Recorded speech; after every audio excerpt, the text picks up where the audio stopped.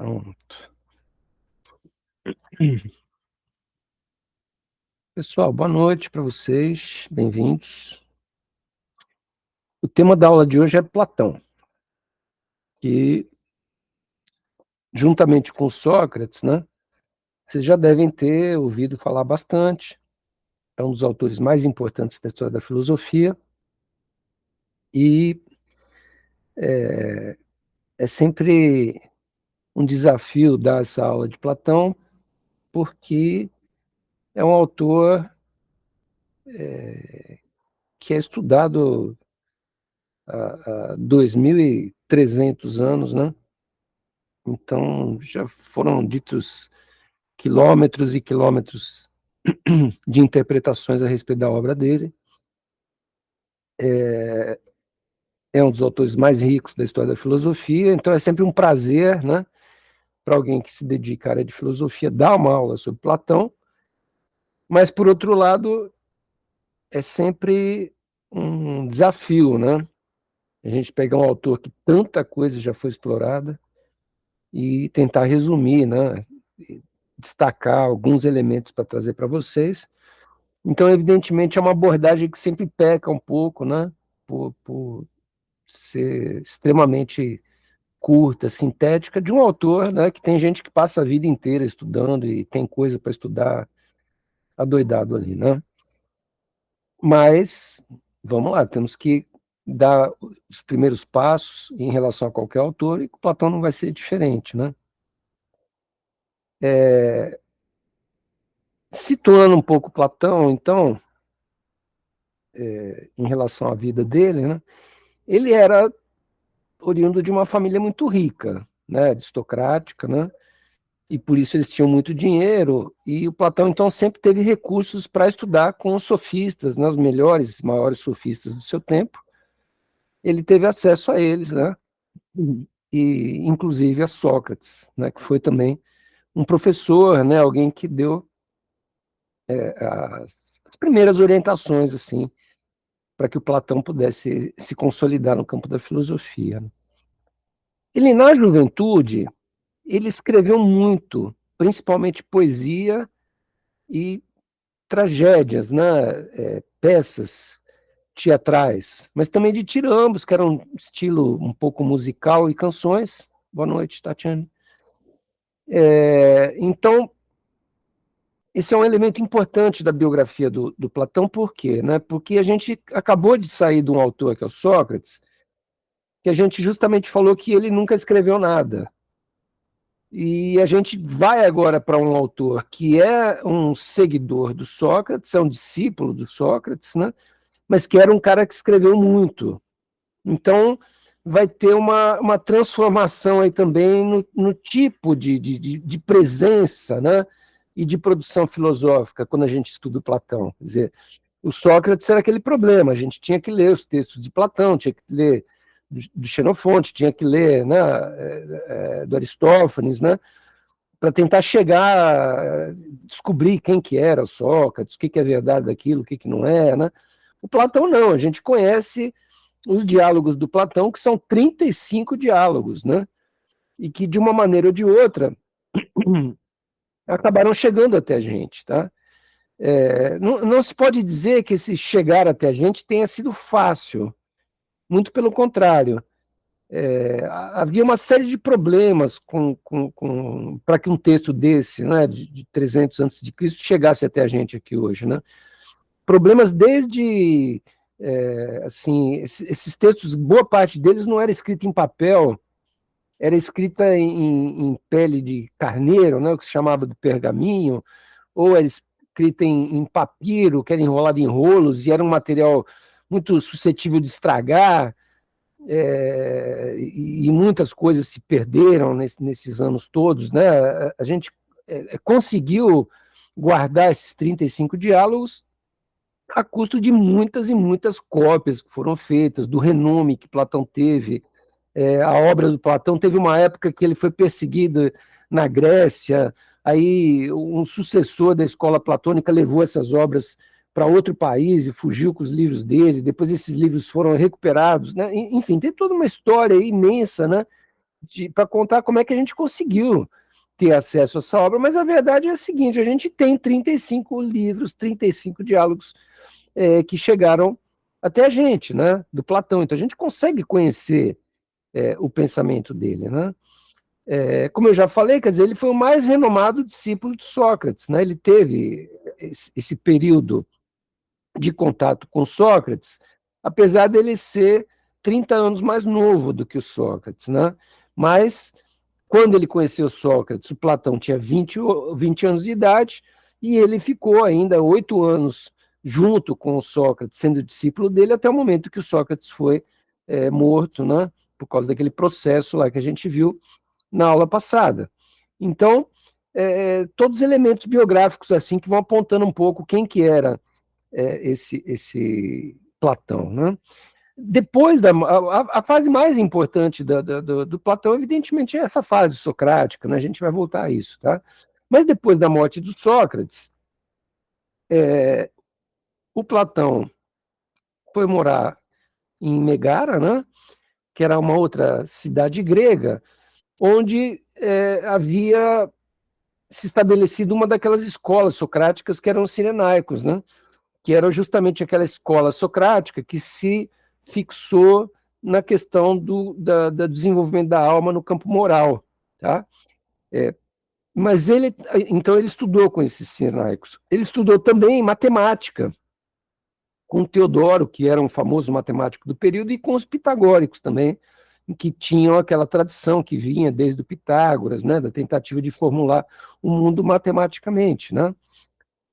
Depois dessa experiência, ele volta para Atenas e aí ele cria uma escola, que ele vai chamar de academia, onde ele dava, então, as aulas para os discípulos, conversava, passava os seus ensinamentos, né, que a gente vai ver mais para frente, são tanto na forma dos diálogos, que eram textos que eram feitos para uma leitura ampla, então ele queria que todos os discípulos dele lessem, mas também pessoas de fora da academia que lessem também, então era uma forma de divulgação exterior e ampla da obra dele, quanto também de cursos internos que eram dados na academia e dos quais não existem registros escritos. Então, existe todo um campo de pesquisa em torno de Platão, que também vai se tratar dessa obra não escrita de Platão, que a gente vai ver daqui a pouquinho, mas que fazia parte também dos ensinamentos, dos rituais, né, da educação dentro da academia. Tá? Ele, num certo momento, ele pretendeu seguir a carreira política, então ele achava que a filosofia ela era uma maneira de meditação, de absorção de conhecimento, mas que esse conhecimento deveria também se transformar numa prática, né? E o lugar dessa prática eram as assembleias, a discussão da tomada de decisões políticas dentro da polis, né? E ele foi preceptor, né? Uma espécie de professor, tutor, em Siracusa, que é uma região no norte, no sul da Itália, lá na península, na Botinha, onde ele educou, então, Dionísio, o jovem, que era o sobrinho do ditador de Siracusa, e que era protegido dele, que provavelmente se tornaria, talvez, o sucessor dele, né? Então, ele é um filósofo que achava que a filosofia deveria ser ensinada aos políticos e que os políticos deveriam ser filósofos, né? Esse tipo de pensamento de que o conhecimento ele tinha uma aplicação prática também, era uma coisa muito presente do Platão. Pretendia, então, tornar esse Dionísio um rei filósofo, mas, no meio do caminho, ele acabou brigando com o tirano Dionísio, né, que era o tio do Dionísio jovem, e num episódio bastante arriscado, inclusive, né, em que ele diz certas verdades para a pessoa mais poderosa do país, né, um tirano, um ditador, e aí, por força do tirano não ficar feliz com as verdades que ele disse, o tirano arma uma tramóia lá e acaba vendendo o Platão como escravo, né? E ele só consegue escapar dessa tentativa aí de escravizá-lo, porque uns amigos dele acabaram se organizando lá para descobrir onde que ele estava, foram lá e compraram ele e libertaram, né? Mas o Platão viveu esse perigo, né?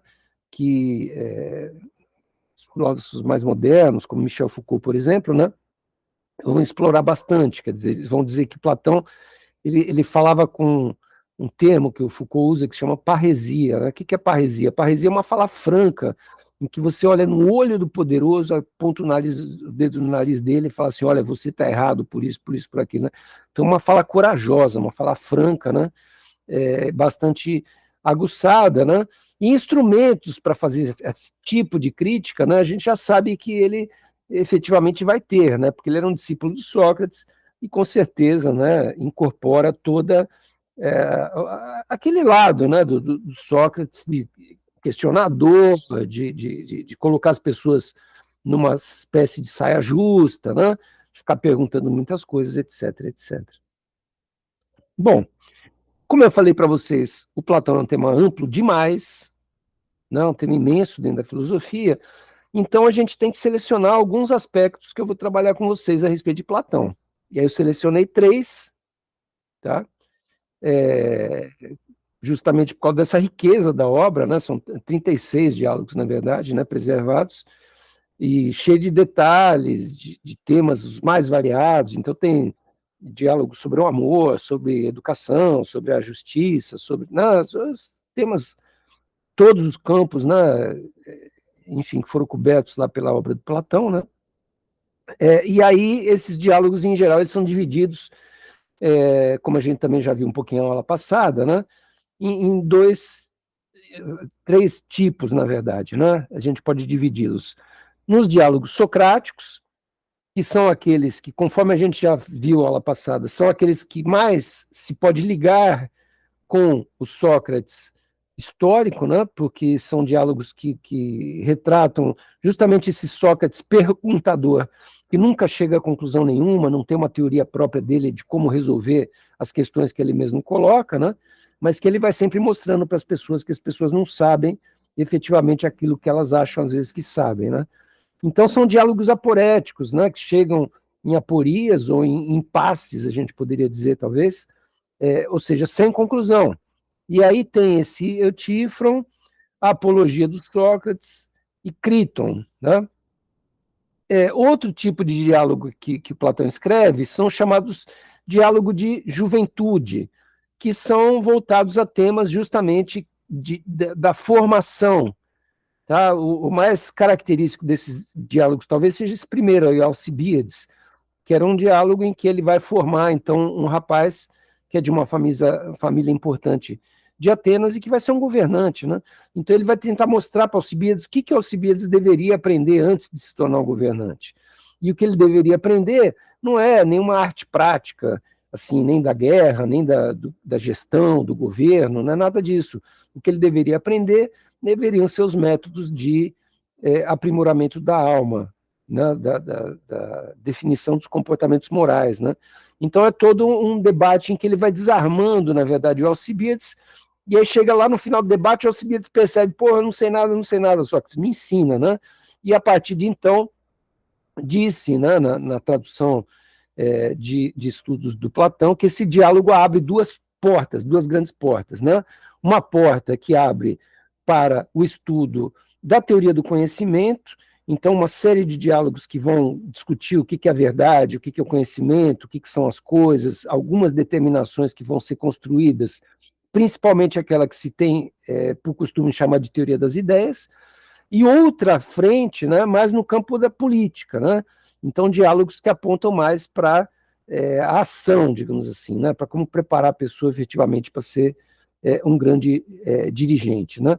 E aí, nesses diálogos de juventude, estão todos esses aí que estão enumerados, né? Hiparco, Amantes, Teges, Cármides, Láctees, Lises, Eutidemo, Gorgias, Mênon, Crátilo, Protágoras, Hípias maior, Hípias menor, Ion, Menexeno. Né? Então, esses são os diálogos teria uma primeira fase, digamos assim, né? Os socráticos e diálogos de juventude.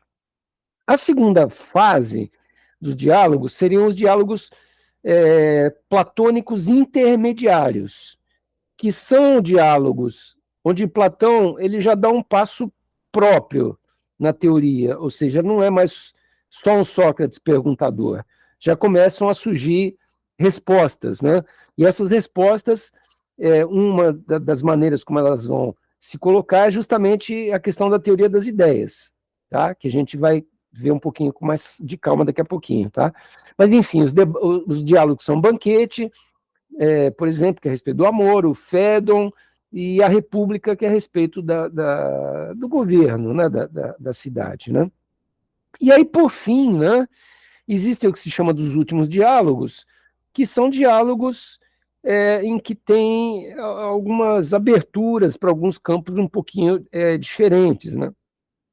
Por exemplo, né, o Teteto, que é um diálogo que discute uma teoria do conhecimento, né? Então ele vai para um campo da teoria do conhecimento.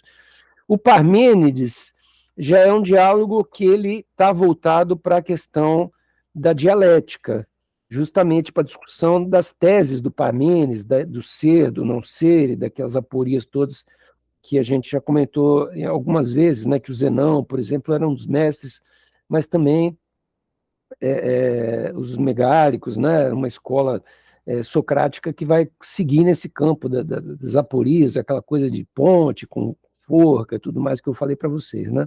O Filebo, o Timeu, que é um texto que tem uma forte presença mítica e de uma espécie de história da gênese da humanidade, né, que se poderia aproximar mais na obra do Platão a uma espécie de cosmogonia, né? Crítias, Epinomes e as leis, tá? E além disso, quer dizer, junto com esses últimos diálogos, também, em geral, se estuda as cartas do Platão, que tem algumas fortes marcas daquilo que eu falei logo nisso para vocês, de que existiria também uma teoria não escrita do Platão. E algumas pistas do que seria essa teoria não escrita são dadas nessas cartas, né? Que de 50 anos para cá têm sido muito estudadas, né? Tem sido uma frente de estudos muito promissor, né? De novidades que se pode dizer a respeito de Platão, essa questão das teorias não escritas. Tá? Bom, dessa divisão dos diálogos, né? Eu justamente vou extrair, então, 3 temas para apresentar o Platão. O primeiro deles é a teoria das ideias, que é sempre uma coisa muito discutida nesse filósofo. A segunda questão vai ser a gente dar mais um passo num tema que já surgiu com Sócrates, né? Quando eu falei para vocês de que o Sócrates inaugurava uma espécie de espaço interior, intimista, de cada um de nós, que a gente poderia dizer que é um precursor da subjetividade, né? Que é esse termo, subjetividade, é alguma coisa mais moderna, né? Mais recente, mas, enfim, um precursor já seria também alguma coisa que está ali nas obras do Platão. Tá? E que, no caso do Platão, não só vai ser uma subjetividade criada a partir desse buraco da ignorância, do não saber, né? Da pergunta socrática que sempre deixa um vazio e fala assim, bom, afinal de contas, o que eu sei então, né? Quer dizer, esse buraco da subjetividade, mas também já vai se criar o que a gente poderia chamar de uma positividade do crescimento dessa alma, os primeiros passos, né? Que a partir desse nada, dessa desconstrução que a gente realizou em relação a gente vai poder dar, tá? Então, os primeiros passos de uma elevação da alma. Como é que a gente dá os passos para a alma elevar, né? O Platão já vai ter passos concretos nesse sentido, coisa que o Sócrates não tinha. E, por fim, falar um pouquinho, então, das doutrinas não escritas, né? São os 3 temas que eu peguei para vocês: teoria das ideias, a questão da subjetividade e as teorias não escritas, tá bom? Bem,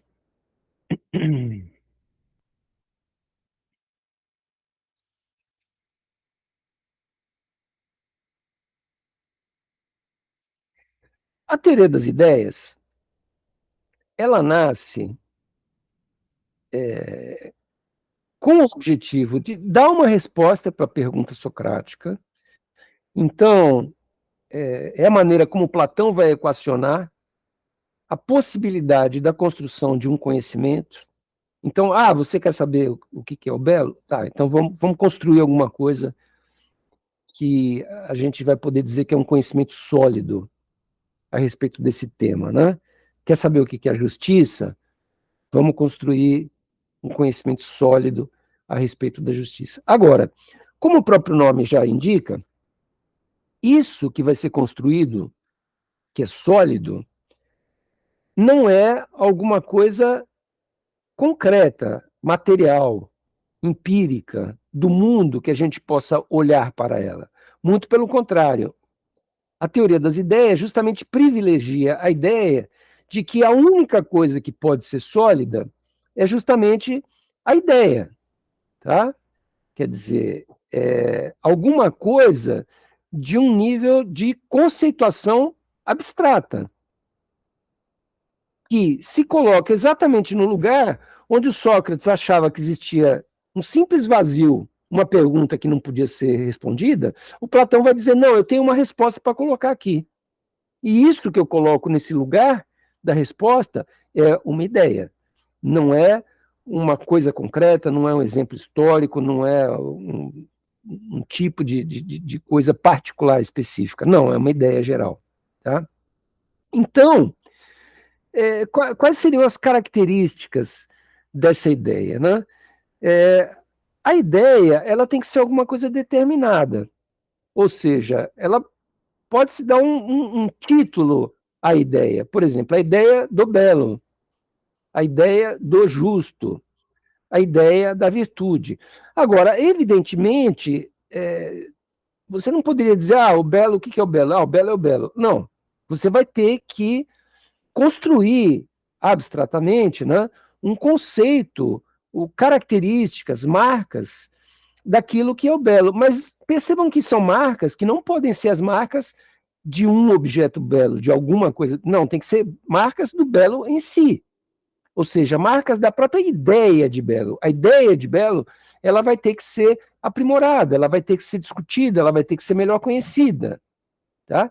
Então, o Platão, para equacionar esse problema de que aquilo que ele está construindo é uma coisa abstrata, ele vai justamente sugerir na teoria dele que, no fundo, essa ideia ela não é abstrata, não, ela é um ser, é alguma coisa que existe. Só que ela não existe no mundo que a gente vê, no mundo sensível. Ela é alguma coisa que existe num outro mundo, que é um mundo onde só existem ideias. Então existiria um segundo mundo, diferente desse mundo das coisas que a gente vê e toca e mexe, né? Que é um outro mundo onde as ideias estão colocadas. E elas estão lá de verdade, não é alguma coisa que a gente está criando, a gente está idealizando que existe. Não. Para o Platão, o mundo das ideias é um mundo que existe, ao qual a gente não tem um acesso por meio dos sentidos, da visão, da audição, do tato, mas a gente vai ter acesso a esse mundo por intermédio de um processo de pensamento dialético. Tá? Por meio do debate, da discussão, a gente chega e ingressa nesse mundo e tem contato nesse mundo com aquilo que é a verdade. Tá? Então, cada coisa que pode ser expressa por intermédio de uma ideia, segundo a teoria do Platão, ela vai existir nesse mundo. Então, esse mundo ele tem que ter uma cor vermelha. Esse mundo tem que ter uma cor amarela. Esse mundo tem que ter uma cor verde, branco. Esse mundo das ideias tem que ter a ideia de um triângulo, que é uma forma geométrica que tem 3 lados. Tá? E essa forma geométrica, ela tem características. Então ela tem 3 lados, os 3 lados se encontram, se fecham numa forma única. E não tem 4 lados nem 6. Quer dizer, a ideia ela pode ser determinada. Ela pode ser explicada, ela pode ser esmiuçada, tá? Apesar dela estar numa instância na qual a gente não tem acesso, mas a gente pode tentar determinar aquilo que a ideia tem que ser, né? E aí, quer dizer, esse mundo onde as ideias todas estariam reunidas é uma espécie de outro planeta, assim, digamos assim, né? É um lugar aonde isso que é suprassensível, porque a minha percepção sensível não vê, não toca, não cheira, não ouve, né? É um mundo todo povoado das ideias que são exatamente a essência do que as coisas são. Ou seja, exatamente aquilo que o Sócrates queria saber. Ele dizia, ninguém sabe me dizer o que é o belo. Não, Platão vai dizer, não, eu não posso dizer o que é o belo. O belo é uma ideia. E é uma ideia que tem tais e tais e tais características. Percebam que a hora que o Platão cria esse dualismo de que existe o mundo das ideias, existe o mundo das coisas, ele evidentemente está prevendo que as coisas que existem no mundo sensível, né? Eu tenho um óculos aqui. Por que eu tenho um óculos aqui? É porque existe uma ideia de óculos lá no mundo das ideias. E que alguém que foi fabricar esse óculos aqui para mim pegou aquela ideia e pegou plástico, pegou vidro, pegou a lente, o ferro, o metal, moldou e tal, não sei o que lá, e criou um exemplar. Tá? Então, esse exemplar aqui de óculos é um óculos, trazendo todas as características que a ideia de óculos tem que ter. Então, o óculos tem que ter lentes, o óculos tem que ter uma armação, o óculos tem que ser um suporte para o nariz, tem que ter um suporte na orelha, um apoio na orelha, né?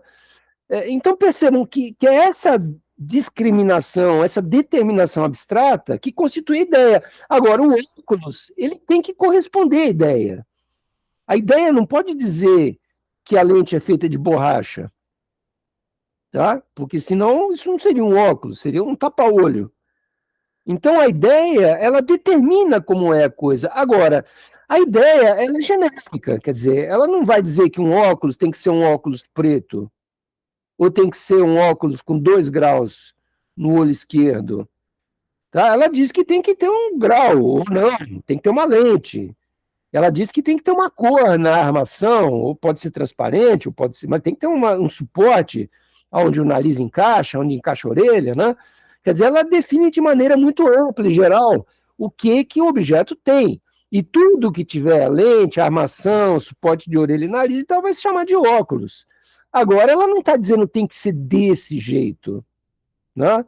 Tem que ser, um cavalo tem que ser preto, o cavalo tem que ser branco, tem que ser amarelo, tem que ser malhado. Não, um cavalo é um cavalo, que é um animal que, se não perder nenhuma pata, tem 4 patas, tem rabo, tem crina, relincha, come pasto, come milho, né?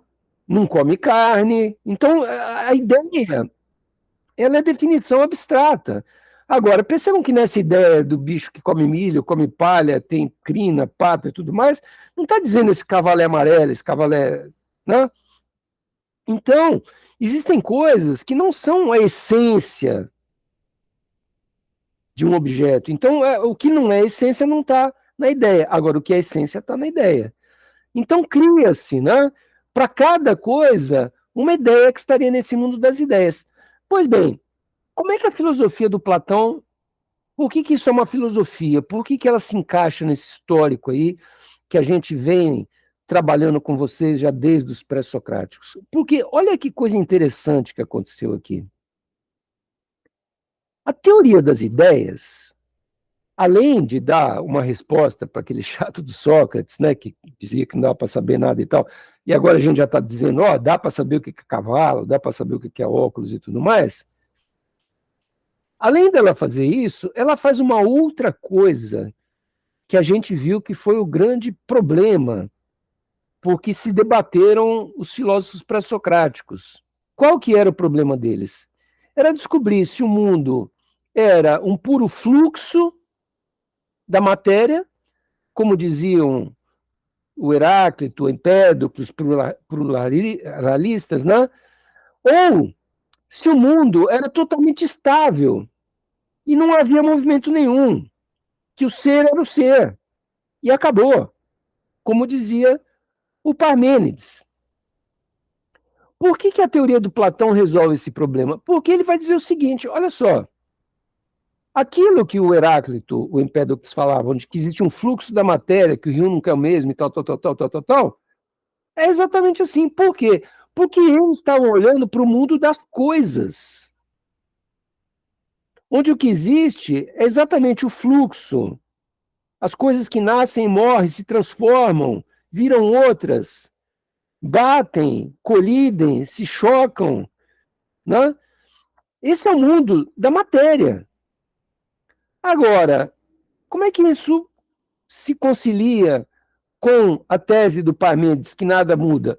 O Platão vai dizer o seguinte, olha, porque o que não muda nunca é a ideia. É a ideia. Se você está dizendo que um animal que tem crina, que tem rabo, que come milho, que não sei o que lá é um cavalo, essa ideia de cavalo, ela é uma ideia de cavalo hoje, ela era a ideia de cavalo há 2.000 anos atrás e ela vai ser a ideia de cavalo daqui a 10.000 anos. A ideia de cavalo não muda. A ideia de óculos não muda. Né? Pode surgir uma tecnologia nova que torne o óculos obsoleto e ninguém mais usa. Tá, tudo bem. Agora, óculos. Né? Óculos não é uma coisa que serve para pôr no rosto para enxergar e daqui a pouco é uma coisa que serve para botar na bebida para beber. Não, óculos são óculos, quer dizer, nunca muda. Né? Então, a teoria das ideias do Platão, ela equaciona todo aquele problema da primeira filosofia, dos físicos, né? De dar uma explicação de por que existe fluxo, por que existe permanência. Porque o fluxo é no mundo da matéria e a permanência é no mundo das ideias.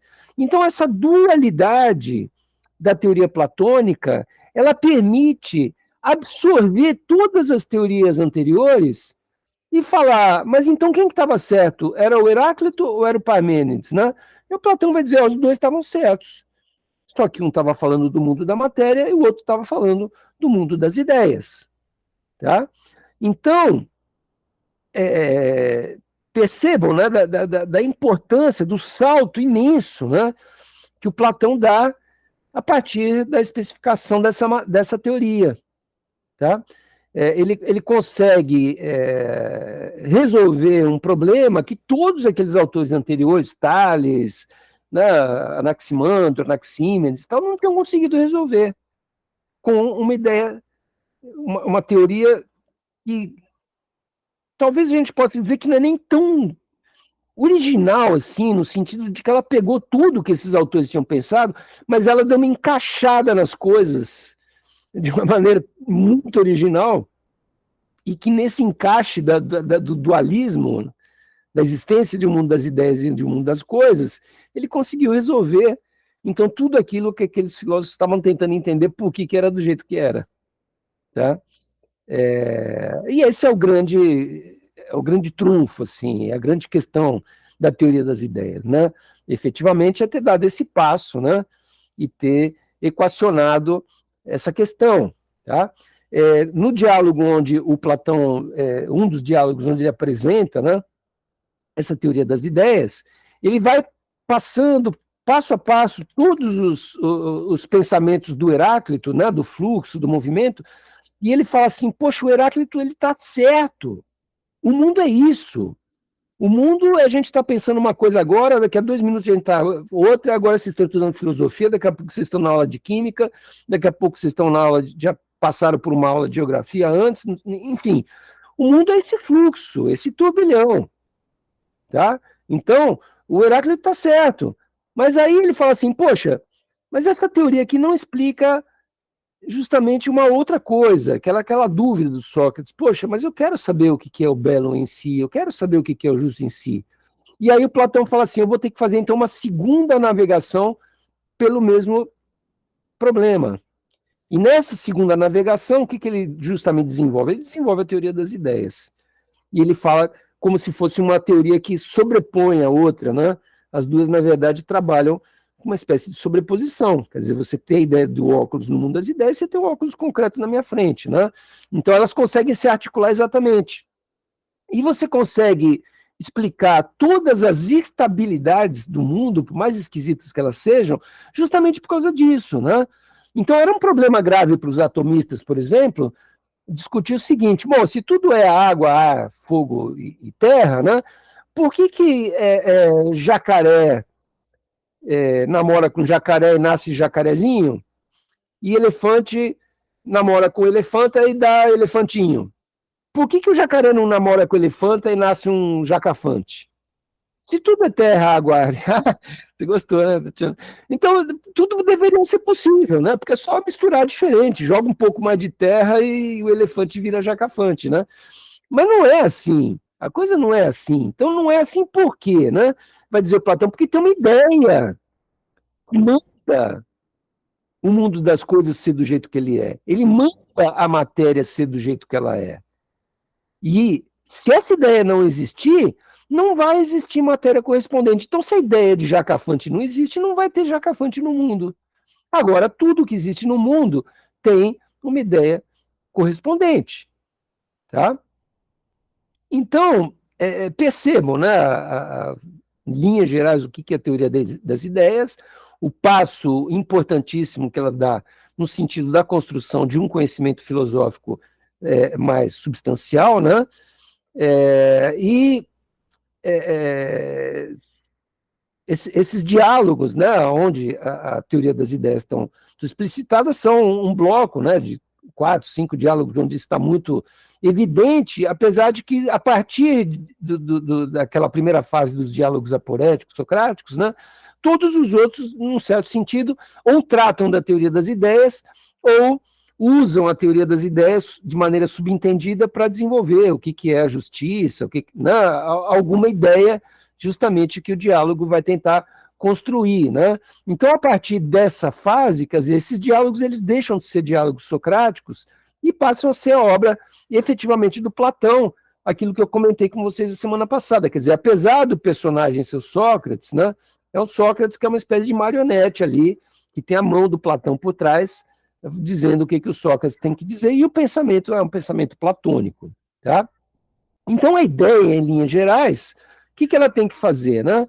Ela tem que dar conta da unicidade. Unicidade do quê? Do conceito.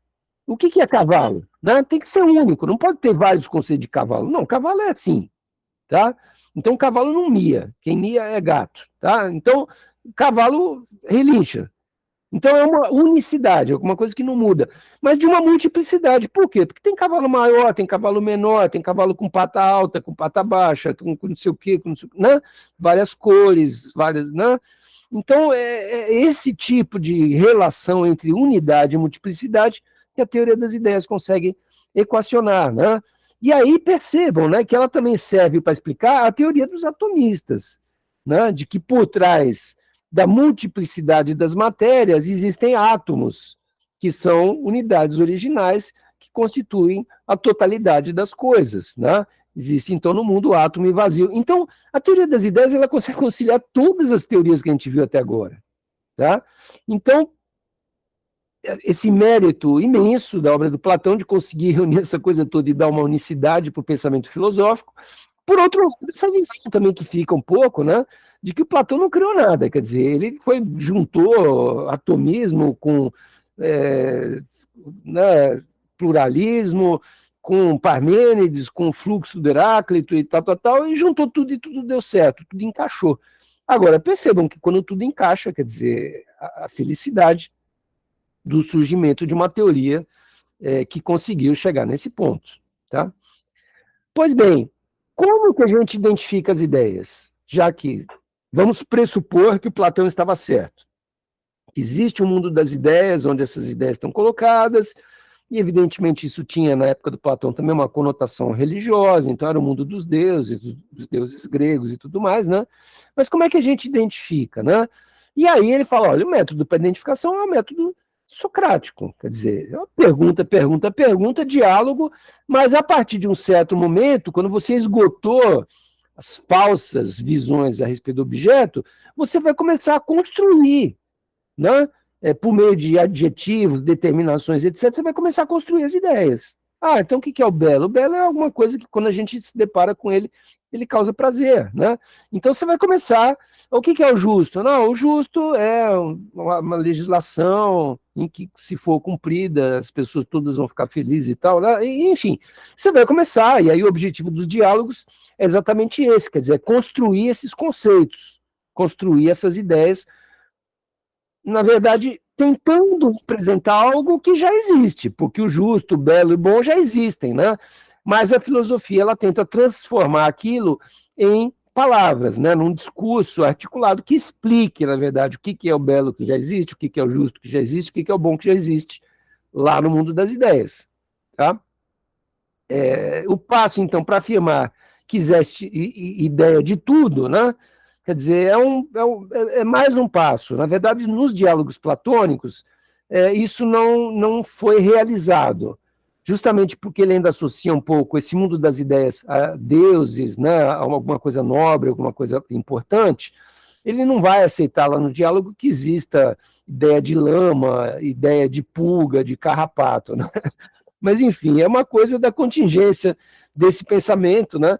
Mas, evidentemente, ele estava a um passo de afirmar que tem ideia para carrapato e para pulga também, e essa hipótese, inclusive, foi discutida dentro do diálogo, que é o diálogo Parmênides, que é um dos diálogos que apresenta a teoria das ideias, né? Então, cria-se uma estrutura para o mundo em que existe um duplo mundo, né? Existe um belo, que é uma realidade do ser do belo, por isso esse termo ontologicamente, ontológico é aquilo que é relativo ao ser, né? Então, existe uma realidade do ser do belo que é anterior ao belo daquele cavalo, ao belo daquele aparelho de celular, ao belo, né, de qualquer coisa que a gente ache bela. Então, existe uma ideia que é anterior, que é um ser do belo, que evidentemente, se a gente acha aquele cavalo belo, é porque ele participa dessa ideia de alguma maneira, né? Então, cada ideia é uma só em si mesma, né? E não se confunde com outra ideia. O belo é o belo, o agradável é o agradável, o feio é o feio, e essas coisas não se misturam, não se transformam umas nas outras, né? Quer dizer, são conceitos absolutamente estáticos da maneira como o Parmênides previa. As ideias parecem múltiplas quando elas entram em combinações, né? Às vezes com ações, ou de corpos, ou com outras ideias. Então, as coisas parecem múltiplas. Mas se você separar mesmo, você vai chegar nas ideias puras, como ideias do belo, do justo, do bom e tudo mais. Tá? E a dianoia, o diálogo, né, é uma metodologia socrática, né, que é capaz de atingir a ideia por intermédio do pensamento. Tá? Então percebam que ele cria uma teoria toda, né, articulada, ou pelo menos a maneira como a tradição traduziu essa teoria a partir dos diálogos dele, é uma maneira muito articulada, né, que dá para a gente entender exatamente como é que a coisa funciona. E ele vai dizer, nos diálogos que tratam do problema do conhecimento, que conhecer é o quê? Conhecer é conhecer pela ideia. Porque não adianta eu ficar conhecendo o cavalo pelo cavalo laranja, cavalo amarelo. Tá? Eu tenho que conhecer a ideia do cavalo. Né? Por quê? Porque eu conhecendo a ideia do cavalo, eu vou conhecer todos os cavalos, não só o amarelo, mas o de pata preta também. Então, percebam que o conhecimento passa a ser visto, né, a partir da teoria do Platão, como o conhecimento das ideias.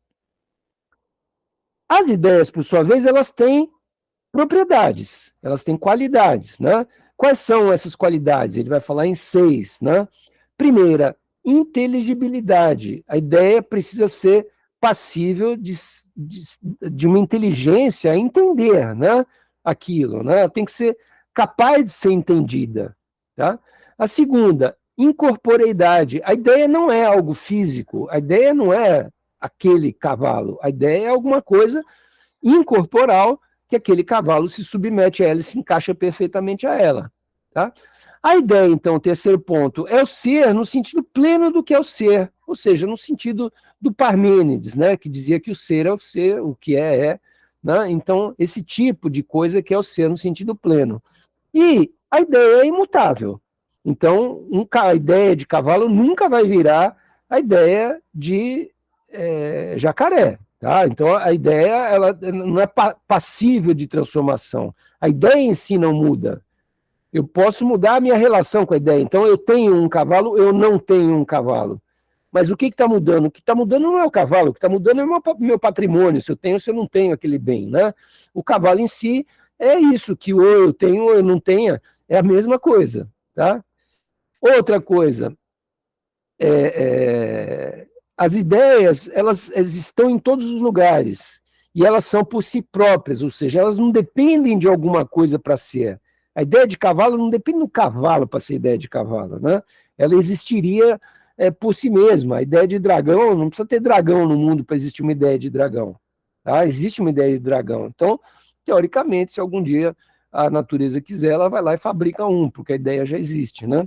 E, por fim, a unidade, quer dizer, a ideia tem que ser una, não pode ter duas ideias de uma mesma coisa. Pois bem, criando essa dualidade do mundo das ideias e do mundo das coisas, na verdade, o Platão cria 3 níveis de mundo. Por quê? Né? Porque você tem lá no topo, né, isso tem uma hierarquia, evidentemente, então lá no alto, lá no topo, você tem a ideia, que é a coisa do Parmênides, é o ser do Parmênides, que nunca muda, é sempre o mesmo. Então, é a ideia de rio. Não é o rio Tietê, nem o rio Carapicuí, não, é a ideia de rio. Tá? Essa ideia está lá no mundo das ideias. Agora, existe o rio Tietê, então existe uma configuração da matéria, que é essa água fluindo, né? Porque o mundo da matéria é esse mundo de fluxo, né? E a gente vê o rio ali na forma daquela água correndo. Tá? Agora, o que acontece? Ainda existe um terceiro nível das ideias, que é uma fotografia do rio. Porque uma fotografia do rio não é nem a ideia do rio, nem o rio em fluxo com água correndo, mas é uma cópia de terceira categoria das ideias e das coisas. Né? Então, para o Platão, quer dizer, esses níveis têm uma hierarquia. No nível de cima, né, eu coloquei um exemplo de cama, então tem uma ideia de cama no mundo das ideias, que é divina, perfeita e tudo mais. Há uma cama que é imperfeita, material, que pode pegar fogo, que pode quebrar, que pode acontecer qualquer coisa com ela, né, da cupim, e que é a ideia do mundo da matéria. E, por fim, existe uma cama pintada num quadro do Van Gogh, lá que ele pintou o quarto dele com a cama e com a cadeira, que é um simulacro, é uma ideia de segunda categoria. Por que ela é de segunda categoria? Porque ela é tão vagabunda que não dá nem para deitar na cama do Van Gogh dentro do quadro dele, né? Então ela realmente é um simulacro, ela é alguma coisa falsa, né? O Platão ele tinha um preconceito assim com a representação, com a imitação, né? Ele vai dizer que a imitação só cria coisas muito medíocres. Então, por força disso, no diálogo a República, onde ele está definindo qual que é a justiça e qual que seria a sociedade perfeita, ele vai dizer que os artistas que só cuidam de criar imitações de coisas imperfeitas deveriam ser banidos do país, né? Então, é uma temática bastante polêmica, assim, da visão do Platão a respeito do papel da arte e da mímese, da cópia, tá? Pois bem, visto o mundo das ideias, quer dizer, visto também como esse mundo das ideias equaciona o problema da filosofia antiga, né? A gente vai falar um pouquinho rapidamente dessa questão da segunda navegação do Platão, que é o problema das obras não escritas do Platão. Imagina a loucura que é você falar de obra não escrita de um cara que morreu há 2.300 anos, né? Enfim, o Sócrates também não escreveu nada, mas pelo menos o Sócrates teve gente que escreveu por ele, né? Agora, essa obra não escrita do Platão era pior. O Platão proibia as pessoas de falarem dos temas que ele tratava só por intermédio da palavra, oralmente. Então, o que acontece? Existem pistas em alguns lugares da obra do Platão que apontam para esse tipo de coisa. Essa carta 7, por exemplo, é uma carta muito famosa, porque justamente fala dessa coisa de segunda navegação e tal, que aponta para uma metafísica no Platão, quer dizer, aponta para alguma coisa como se fosse uma teoria meio que religiosa, num certo sentido, no Platão, né? Coisa que o mundo das ideias não tem muito desse jeito agora que a gente vai ver aqui, né?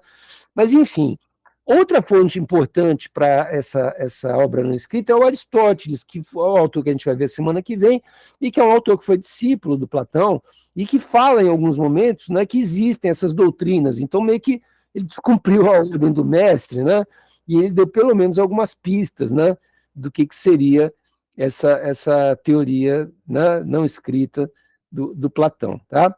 Mas, basicamente, o que se sabe, ou o que se supõe, né, do que seria essa teoria, é uma espécie de complemento da própria teoria das ideias.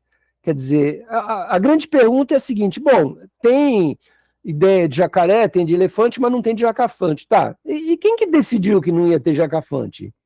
Quem que decidiu que ia ter jacaré? Quem que decidiu que ia ter elefante? Então, surge um problema aí que alguém tem que resolver, né? E aí Platão, ele lança, então, uma explicação para isso, dizendo, então, que existe um princípio primordial de tudo, que é o que ele chama do uno, que é o supra-bem, né? E que esse uno, ele vai soltando pedaços dele como díades, né? Díades são coisas divididas em duas partes. Quais são as partes? São o pequeno e o grande. E entre o pequeno e o grande surge o quê? Surge a medida de cada coisa. Tá? É como se o grande puxasse para cima um negócio, o pequeno puxasse para encolher, e a coisa fica num certo tamanho. Então o jacaré vai ter o tamanho de 2 metros de comprimento. Por quê? Porque a díade puxou ele, ele esticou e ficou com 2 metros. Né? Agora, quem que manipula esse uno para que ele forme as díades do jeito que as díades são, e as díades, evidentemente, elas vão constituir, então, as ideias a partir das quais as coisas materiais vão ser construídas, né? Quem vai fazer isso, segundo ele, seria um demiurgo, quer dizer, uma figura semideus, né?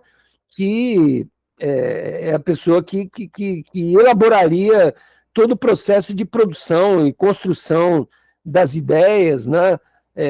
E aí entra uma parte toda, evidentemente, de ordem mitológica, né? Quer dizer, a partir de ordenações das divindades e tal. Aí entra uma parte um pouco religiosa, então, que é justamente talvez desse um pouco menos de força a essa teoria do Platão e que talvez tenha, porventura, levado ele a preferir realmente não escrever essas coisas, né? Um outro lugar onde essas coisas aparecem também, embora de uma maneira um pouco diferenciada, né, no uso de mitos. Tá? O Platão, ele, quando escreve os diálogos socráticos, né, ele, em geral, ele fica naquela perguntação, respostas e tal, tal, tal. Agora, de vez em quando a coisa aperta muito, ele tem que dar uma resposta, e essa resposta não é uma resposta tão simples quanto dizer que um cavalo tem crina, que tem pata e que o cavalo come. Ele acaba apelando para um recurso mitológico. Então, por exemplo, no banquete, tem uma hora que ele vai lá falar, o Sócrates fala, eu vi um mito contado por uma bruxa lá, Diotima e tal, não sei o que lá, que explica o que era um amor e tal, e ele conta que o homem e a mulher eram uma bola junta, que depois separaram e tal, é por isso que a gente quer juntar de novo e tal, né? Enfim, surgem mitos, né? E tudo isso para concluir que, quando surgem os mitos na obra do Platão, evidentemente isso é teoria do Platão e não do Sócrates, né, que é uma observação também importante. Tá? Enfim, pessoal, eu teria muita coisa para falar do Platão, mas eu tentei, né, resolver apontando, né, para essas 3 questões, né, que foi, então, a explicitação da teoria das ideias, mais ou menos como é que ela funciona, a importância dela para os próximos passos que a filosofia vai dar, que a gente vai ver a seguir, né? A questão das doutrinas não escritas, e o problema da subjetividade, eu acabei não falando muito, né? Mas, enfim, a subjetividade a partir do Platão, ela vai ganhar a forma de alguma coisa que, assim, o Sócrates esvaziou Alcibíades, até o Alcibíades falou, pô, eu não sei nada. Né? E aí, o que o Platão vai trazer de novo em relação à subjetividade? Né? O Platão vai trazer de novo o seguinte, vai falar assim, olha só, você quer aprender? Você descobriu que você não sabe nada? Então o que você tem que fazer? Agora você vai ter que dialogar, vai ter que construir, vai ter que descobrir as ideias, vai ter que descobrir o mundo das ideias, né?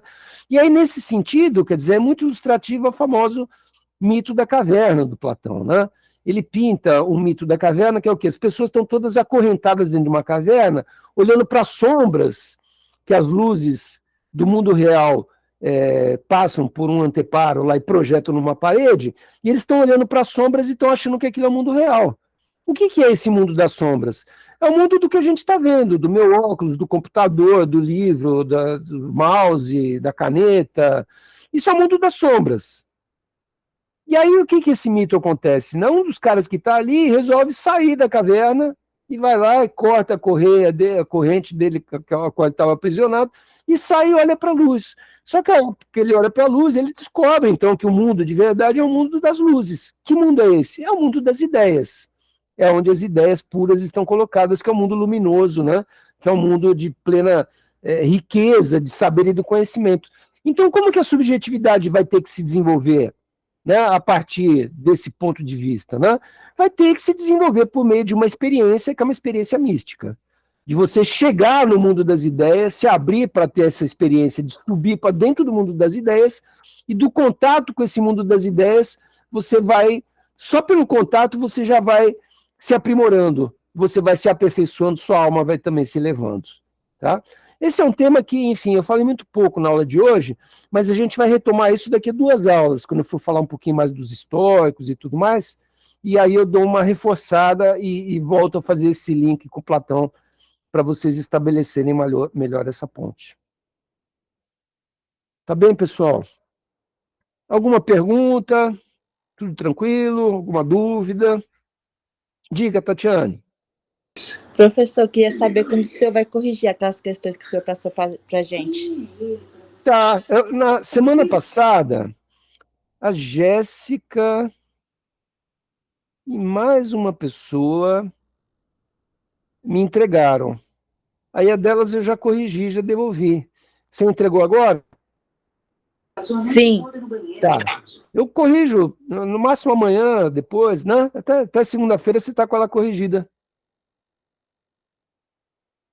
Tá, pode responder, Micaele. Quem quiser, né? As perguntas estão lá à disposição, tá? Se vocês quiserem, vocês façam lá como a Jéssica fez, mandar na lista lá uma resposta, né? Isso, entrega pelo Classroom. Ou se vocês quiserem, vocês podem criar uma atividade, né? Não sei se vocês sabem como é que cria esse tipo de atividade, né? Mas aqui é o seguinte.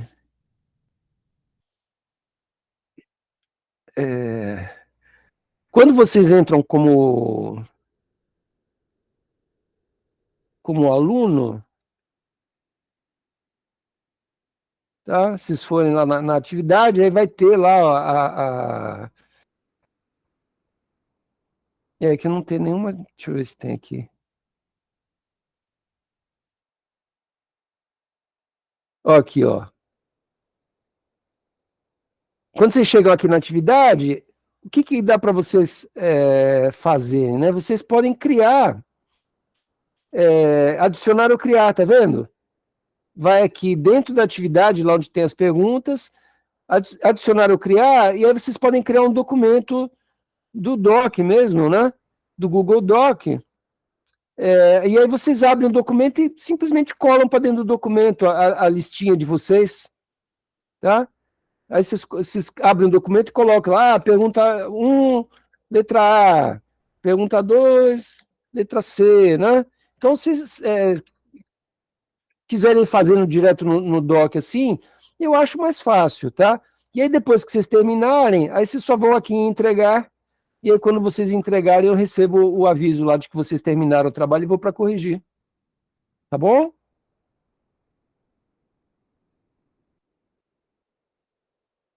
Assim que vocês fizerem, então, o mais rápido possível eu corrijo. Tá bom, pessoal, obrigado. Boa noite a todos vocês, então. Até semana que vem. Façam um exercício lá e tal. Tá bom?